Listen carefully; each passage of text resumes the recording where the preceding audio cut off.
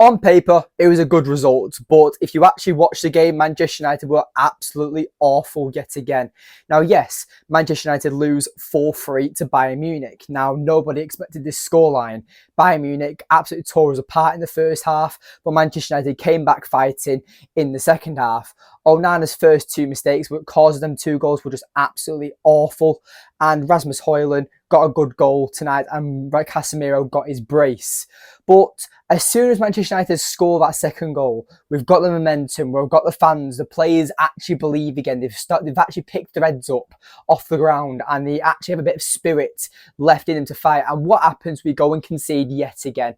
Don't know how many times this happens to us, where we score a goal and we concede immediately.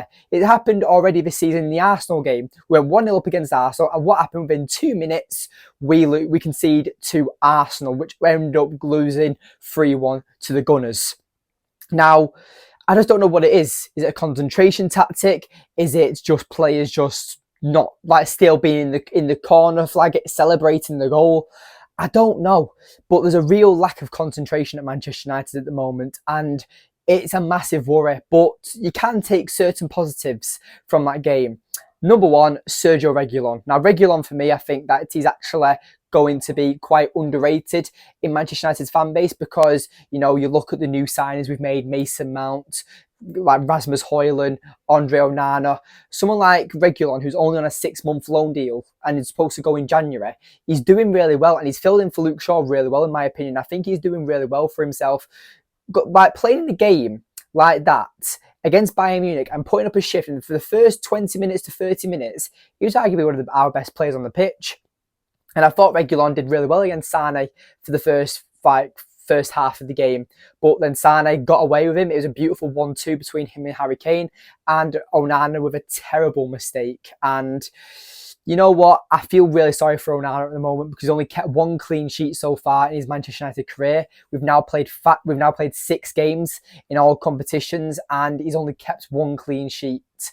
If you look at David De Gea last season, David De Gea was the clean sheet holder, and we've replaced David De Gea for Andre Onana. Now, I made a video before Andre Onana was announced as Manchester United goalkeeper, and we knew David De Gea was leaving, that whatever goalkeeper Manchester United replaced David De Gea with have to be this modern day style that ERIK is requiring for his system, but they have to be equally as good at shot stopping than David De Gea is. And I think that's impossible to find because for me, David De Gea is still one of the best shot stoppers in world football, and I think anyone would be delusional to disagree with that because David De Gea is still one of the best shot stoppers in world football. But, you know, you'll probably get people in the comments or people watching this saying that, well, why is he still a free agent? Well, I don't know, because I'm not David De Gea's agent. I'm not David De Gea. Maybe David De Gea wants to take a break.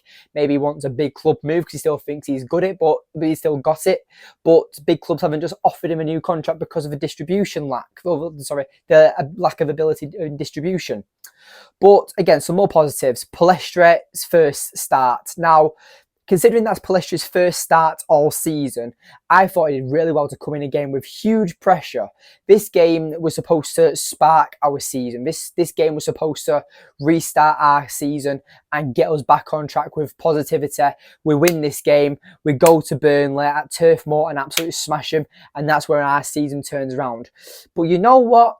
We've just gone toe-to-toe, you could say, with Bayern Munich, who just won the Bundesliga last season.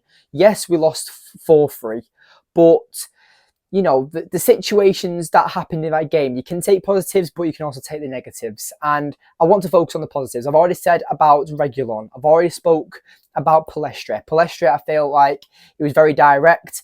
I think he just needs to get more sharpness. There was a moment right at the start of the game in like the 4th minute where Palestra was just too slow.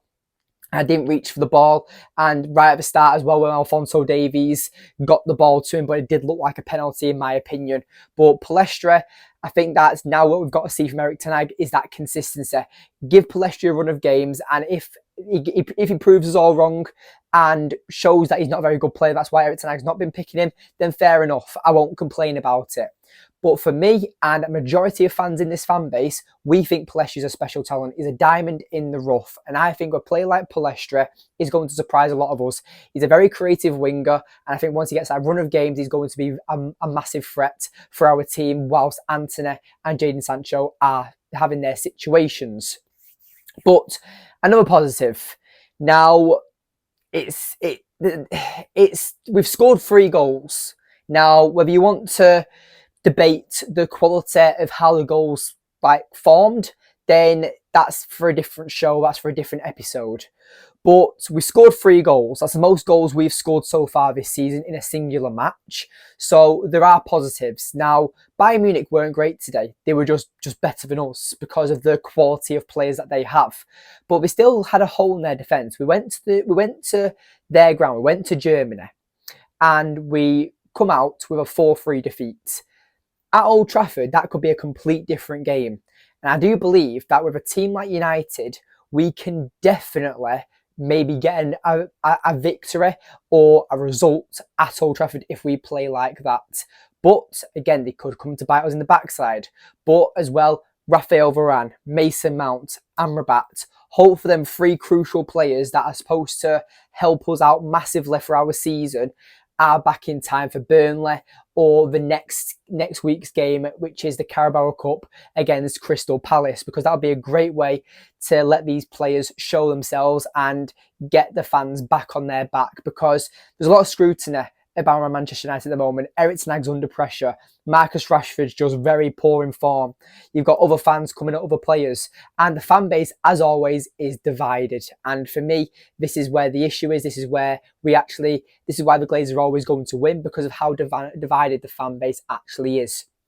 But going on more about the game. Now, I do believe that United could have worked a bit harder. Rashford, Rasmus Højlund got took off in the 80th minute for Anthony Martial.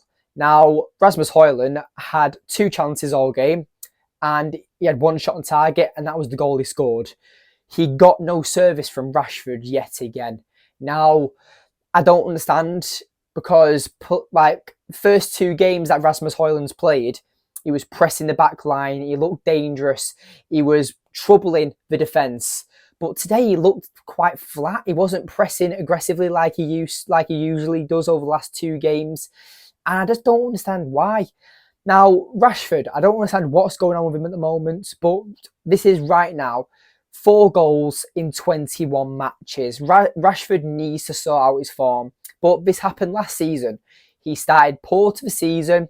We had the links to PSG that wanted to buy him. So many fans saying, let's sell Rashford to PSG, let him restart his career and just get a new winger. That's where majority of the fan bases were last season. But then he hit his form. He showed us the quality of player he actually is, and went on to be our top goal scorer by scoring 30 goals in all competitions and getting 11 assists. That was Rashford's best season in a Manchester United shirt, and probably one of the best individual performances we've seen in a Manchester United shirt for a long time.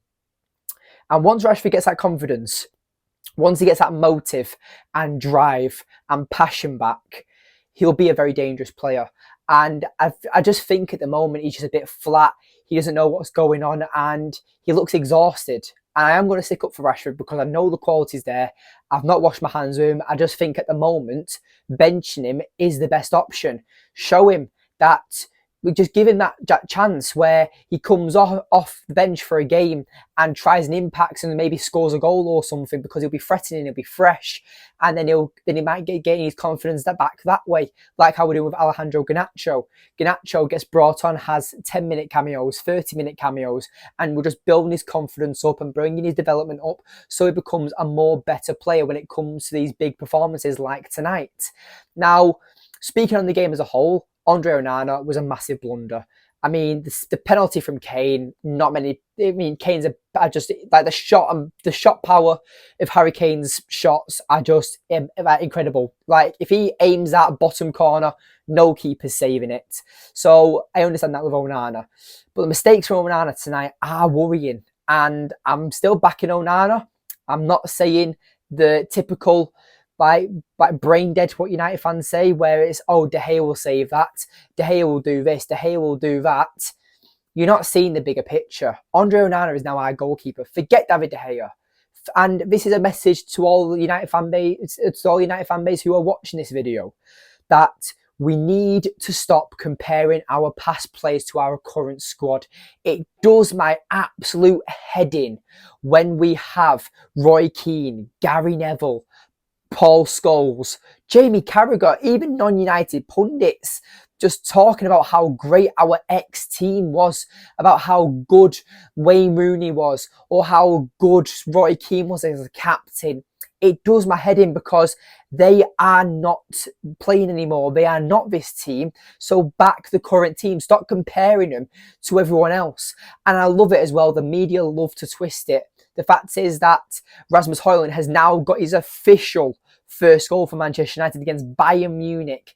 Now, hopefully, his confidence is through the roof. And hopefully, he has a great performance against Burnley, because like having a striker with confidence is great for any team, because, you know, if they feel like they're on cloud nine, and anything that they get, as soon as they get that ball to their feet and they know how to smash it into the back of the net, they're going to do it every single time, because that's what you pay high money for your strikers, because that's what you want from your strikers. Their job is to score goals and get service.